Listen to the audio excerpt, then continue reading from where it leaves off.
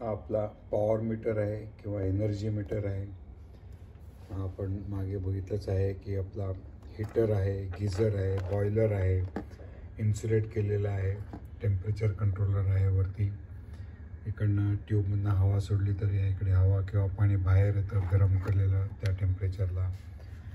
या ह्याच्यामध्ये आपला फोटो सेन्सर लावलेला लॅम्प आहे. याच्यामध्ये प्रेशर ट्रान्सड्यूसर आहे. ही इथे आपली गिअर्ड मोटर आहे. हा इथे आपला वॉटर पंप आहे. या इथे सेफ्टी सिक्युरिटी सिस्टीम आहे. अनऑथराइज जर दरवाजा उघडायचा प्रयत्न केला तर त्यातनं सायरन द्यायला सुरुवात होते. त्यानंतर या इथे आपलं हे जे किट आहे या किटवरती आपण वेगवेगळे इलेक्ट्रिक अप्लायन्सेस लावून व्होल्टेज करंटवरती कसा परिणाम होतो.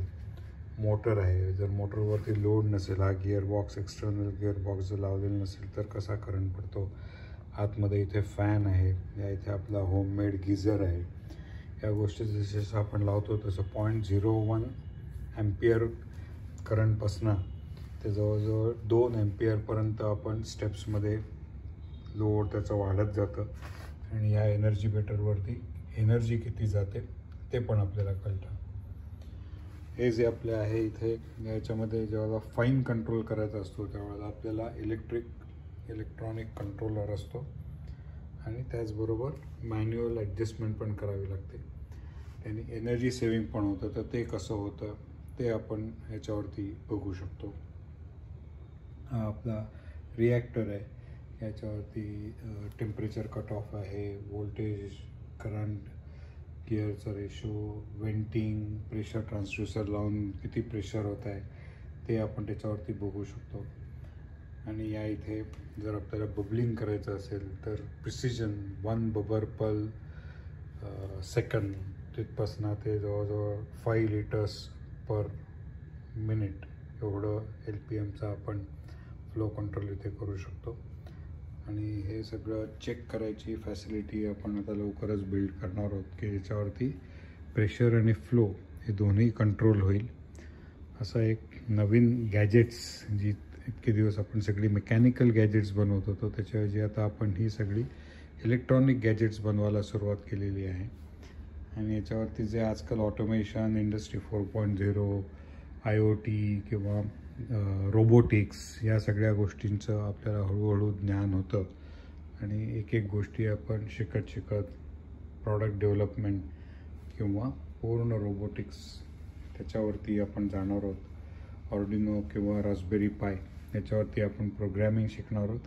आणि त्याने PLC किंवा कॉम्प्युटर एडेड डिझाईन्स कसं करायची आणि सिस्टीम मॉनिटरिंग किंवा प्रोसेस मॉनिटरिंग कसं करायचं याच्याबद्दल आपण ज्ञान घेणार आहोत. अशी आता काही पहिली आपली 6-7 गॅजेट्स तयार झालेली आहेत.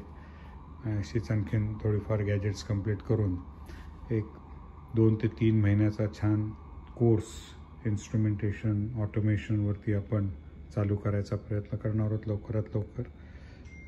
हा एक काइंड ऑफ अ टीजर आहे की जिथे आत्ता डेव्हलपमेंट घडते आहे, जिथे पहिलं प्रशिक्षण देणारे जे आहेत त्यांचं ट्रेनिंग आणि मॉडेल्स बनवण्यासाठी काय काय लागेल, कशा पद्धतीचे लेआउट्स करायला लागतील.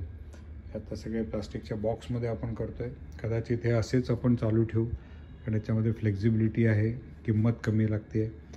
किंवा आपण एखाद वेळेला चांगले हार्ड बॉक्सेस जर बनवून घेतले पण ते ट्रान्सपरंट असतील असं नाही. ट्रान्सपरंट मला अजून तरी हार्ड बॉक्स मिळालेले नाही आहेत. हार्ड बॉक्स जर ट्रान्सपरंट मिळाले तर आपण त्याचा वापर करू, नाहीतर नॉन ट्रान्सपरंट बॉक्समध्ये आपण ठेवूया. ह्याच्यामध्ये सगळ्या ह्याच्यात वायर्स कशा आतमध्ये गेलेल्या आहेत, काय काय वायर्स आहेत, स्विचेस आहेत, फंक्शनिंग कसं आहे त्याचं हेही आपल्याला बघायला मिळतं. म्हणून आपण या बॉक्सेसचा उपयोग करायचा प्रयत्न करतो आहे. तसं आपल्या इलेक्ट्रिकल पॅनल्समध्ये पण आहे तसंच या पद्धतीत तिथे आपल्याला करायला एक चांगला अनुभव येईल. आणि डॉक्टर सुनीती वैद्य इन्स्पिरेशनल किड्स कन्सेप्ट्समध्ये याचा समावेश आपण करून ह्याच्यावरती ट्रेनिंग लवकरात लवकर चालू करणार आहोत. धन्यवाद.